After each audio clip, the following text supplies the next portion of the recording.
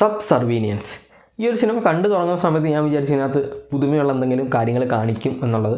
പക്ഷേ കണ്ടു കഴിഞ്ഞപ്പോൾ എൻ്റെ ആ ഒരു പ്രതീക്ഷ പോയി എന്നുള്ളതാണ്. കാരണം ഒരു പുതുമയില്ലാതെ നമ്മൾ പണ്ട് തൊട്ട്, അതായത് ഐ റോബോട്ട് തൊട്ട് കാണുന്ന സെയിം സ്റ്റോറി അതേപോലെ തന്നെ കാണിച്ചു വെച്ചിട്ടാണ്. അല്ലാണ്ട് ഒരു ന്യൂ ഫാക്ടർ എന്ന് പറയാനായിട്ട് കുറച്ച് ന്യൂഡിറ്റി കാണിച്ചതും കുറച്ച് സെക്ഷൽ സീൻസ് കാണിക്കുന്നതും ഒക്കെയാണ് ഇവർ പുതിയതെന്ന് പറഞ്ഞ് കാണിച്ചിട്ടുള്ളത്. അല്ലാണ്ട് പ്രത്യേകിച്ച് ഒന്നുമില്ല എന്നുള്ളതാണ്. ഇതിനകത്ത് മേഗൻ ഫോക്സ് ഒരു ലീഡിങ് റോൾ ചെയ്തിട്ടുണ്ട്.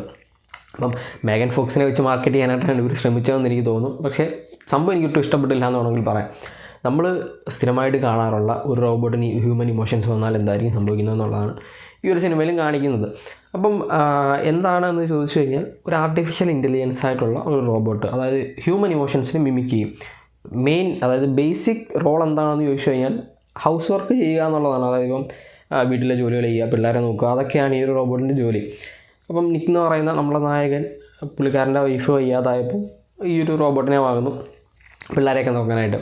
അങ്ങനെ ഈ ഒരു റോബോട്ട് വീട്ടിൽ വരുന്നതും ആദ്യമൊക്കെ ഭയങ്കര കൂളായിട്ട് എല്ലാ കാര്യങ്ങളും കറക്റ്റായിട്ട് ചെയ്യുന്നു. പിന്നെ ഈ ഒരു റോബോട്ടിന് പതുക്കെ ഇമോഷൻസ് വരികയാണ്. അപ്പം ഈ ഒരു പ്രൈമറി യൂസറിനോടൊരു ഫീലിംഗ്, അതായത് നിക്കിനോട് ഈ ആലിസ് എന്ന് പറയുന്ന റോബോട്ടിൻ്റെ ഫീലിംഗ് വരുന്നു. അതായത് ഈ ഒരു ഫാമിലി പുള്ളിക്കാരിക്ക് വേണം, ഈ ഒരു റോബോട്ടിന് വേണം എന്നുള്ള രീതിയിൽ വരുന്നു. അതിന് വേണ്ടിയിട്ട് ഈ റോബോട്ട് കാണിക്കുന്ന കുറച്ച് കാര്യങ്ങളൊക്കെ ഉണ്ട്. അതൊക്കെയാണ് ഈ ഒരു സിനിമയിൽ കാണിക്കുന്നത്. ഇതിപ്പം എനിക്ക് തോന്നുന്നു നമ്മൾ പണ്ട് തൊട്ടുള്ള സിനിമയിൽ ഇത് തന്നെയാണ് കാണുന്നത്. ഒരു റോബോട്ട് ഒരു നല്ല പർപ്പസിന് വേണ്ടി ഉണ്ടാക്കുന്ന റോബോട്ട്, അതിൻ്റെ കോഡിൽ കുറച്ച് എറേഴ്സ് വരുന്നു, അല്ലെങ്കിൽ കോഡിൽ പുതിയ കോഡുകൾ വരുന്നു, അങ്ങനെ പുതിയ ഇമോഷൻസ് വരുന്നു. അത് സ്വന്തമായിട്ട് ചിന്തിക്കാനായിട്ട് തുടങ്ങുന്നു, മനുഷ്യനെ പോലെ തന്നെ പുതിയ കാര്യങ്ങൾ ചെയ്യാനായിട്ട് തുടങ്ങുന്നതും അതൊക്കെ തന്നെയാണ് ബേസിക്കായിട്ട് ഇതിനകത്ത് കാണിക്കുന്നത്. അവസാനം ഈ ഒരു റോബോട്ട് ഒരു ഈവിൾ വേർഷൻ ആവുന്നതുമാണ് കാണിക്കുന്നത്. സെയിം സാധനം അതേപോലെ തന്നെ ഒരു മാറ്റമില്ലാതെ കാണിക്കുന്നു. ഇതിനകത്ത് എനിക്ക് കുറച്ച് കാര്യങ്ങളൊക്കെ മിസ്സിംഗ് ആയിട്ടൊക്കെ തോന്നിയിട്ടുണ്ട്. ഇതിനകത്ത് എന്താണ് ഇങ്ങനെ അതായത് പ്രത്യേകിച്ച് ഈ ഒരു റോബോട്ടിനെ എങ്ങനെയാണ് ഈ ഒരു ഇത്രയും സ്വന്തമായിട്ട് കാര്യങ്ങൾ എടുക്കാനുള്ള ഇത് വന്നതെന്നുള്ളത്, അതായത് കോഡിനകത്ത് എങ്ങനെ എറർ വന്നതെന്നുള്ളതിനകത്ത് കറക്റ്റായിട്ട് പറയുന്നില്ല എന്നുള്ളതാണ്. പ്രത്യേകിച്ച് പെട്ടെന്നൊരു സുപ്രഭാതം ഈ ഒരു റോബോട്ട് റീസ്റ്റാർട്ട് ആയപ്പം ഇതിൻ്റെ ഹ്യൂമൻ ഇമോഷൻസ് കൂടുന്നു, ഇതിനിങ്ങനെയൊക്കെ വരുന്നു എന്നുള്ളതൊക്കെയാണ് കാണിച്ചിട്ടുള്ളത്.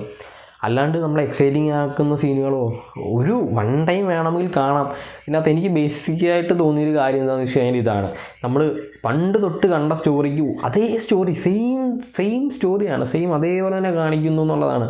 പിന്നെ മേഗൻ ഫോക്സിനെ വെച്ചിട്ട് ആ ഒരു മേഗൻ ഫോക്സ് എന്നുള്ള ഒരു ബ്രാൻഡിങ്ങിനെ വെച്ചിട്ട്, അല്ലെങ്കിൽ ആ ഒരു സെലിബ്രിറ്റിയെ വെച്ചിട്ട് മാർക്കറ്റ് ചെയ്യാനായിട്ട് ശ്രമിക്കുന്നു. അങ്ങനെയാണ് ഈ ഒരു സിനിമ എനിക്ക് കണ്ടപ്പോൾ തോന്നുന്നത്. അല്ലാണ്ട് ഒരു വർത്ത് വാച്ചിങ് ആയിട്ടൊന്നും ഈ സിനിമയ്ക്കകത്തൊന്നും പ്രത്യേകം, അതായത് നമ്മളൊരു സിനിമ കണ്ടു കഴിയുമ്പോൾ നമുക്ക് ഒരു വീഡിയോ ആയിട്ട് വരുമ്പോൾ നമുക്ക് ഇതൊക്കെ പറയണം, ഇങ്ങനെയൊക്കെ ആയിരുന്നു ഈ സിനിമ ഫീൽ ചെയ്യാൻ തോന്നില്ല. അങ്ങനെ പ്രത്യേകിച്ചൊന്നുമില്ല. ഐ റോബോട്ടിനകത്ത് എന്താണ് കാണിച്ചത് സെയിം പോലെ തന്നെയാണ് ഇവിടെയും. അല്ലെങ്കിൽ എക്സ് മെക്കാനിക്കകത്ത് എന്താണ് കാണിച്ചത് അതേപോലെ തന്നെയാണ്. സ്റ്റോറി അതേപോലെ തന്നെ കാണിക്കുന്നു. സ്റ്റോറിക്ക് ഒരു എൻഡ് കൊടുക്കുന്നു. എൻഡ് കഴിഞ്ഞിട്ട് ഇതിൻ്റെ ടെയിൽ എൻഡിൽ അടുത്തൊരു സിനിമയ്ക്കുള്ള ത്രെഡ് വെച്ചിട്ട് പോകുന്നു. ഒരു രീതിയിൽ തന്നെ പോകുന്നു. അല്ലാണ്ട് ഇതിനകത്തിപ്പം സ്പോയിലറായിട്ട് എടുത്ത് പറയാനോ, അല്ലെങ്കിൽ നിങ്ങൾക്ക് സ്പോയിലർ ഞാനിപ്പോൾ പറഞ്ഞു എന്ന് പറയുന്നത് നിങ്ങൾക്ക് സിനിമ കാണാതിരിക്കാനോ അങ്ങനെ ഒന്നുമില്ല. നമ്മൾ പണ്ട് തൊട്ടേ കാണുന്ന സാധനം അതേപോലെ ചെയ്ത് വെച്ചിരിക്കുന്നത്. അപ്പോൾ ഒരു വർത്ത് വാച്ചിങ് ഒന്നുമല്ല, നിങ്ങൾക്ക് വേണമെങ്കിൽ കണ്ടു നോക്കാം എന്നുള്ളതേ ഉള്ളൂ. ആരെങ്കിലും കണ്ടിട്ടുണ്ടെന്നുണ്ടെങ്കിൽ നിങ്ങൾക്ക് എന്താണ് ഇത് കണ്ടു കഴിയുമ്പോൾ ഫീൽ ചെയ്യുക, നിങ്ങൾ ജസ്റ്റ് കമൻറ്റ് ചെയ്യുക, എന്നാലും എനിക്കറിയാൻ പറ്റുള്ളൂ നിങ്ങൾക്ക് എങ്ങനെയാണ് ഫീൽ ചെയ്യുക എന്നുള്ളത്. അപ്പോൾ അത്രയാണ് ഈ ഒരു സബ്സർവിയൻസിനെ പറ്റിയിട്ട് എനിക്ക് പറയാനുള്ളത്. നിങ്ങൾക്ക് വീഡിയോ ഇഷ്ടപ്പെട്ടാൽ ലൈക്ക് ചെയ്യുക, ഷെയർ ചെയ്യുക, സബ്സ്ക്രൈബ് ചെയ്യുക. നമുക്ക് നെക്സ്റ്റ് വീഡിയോയിലാണ്. അതുവരെ ബൈ ഗൈസ്.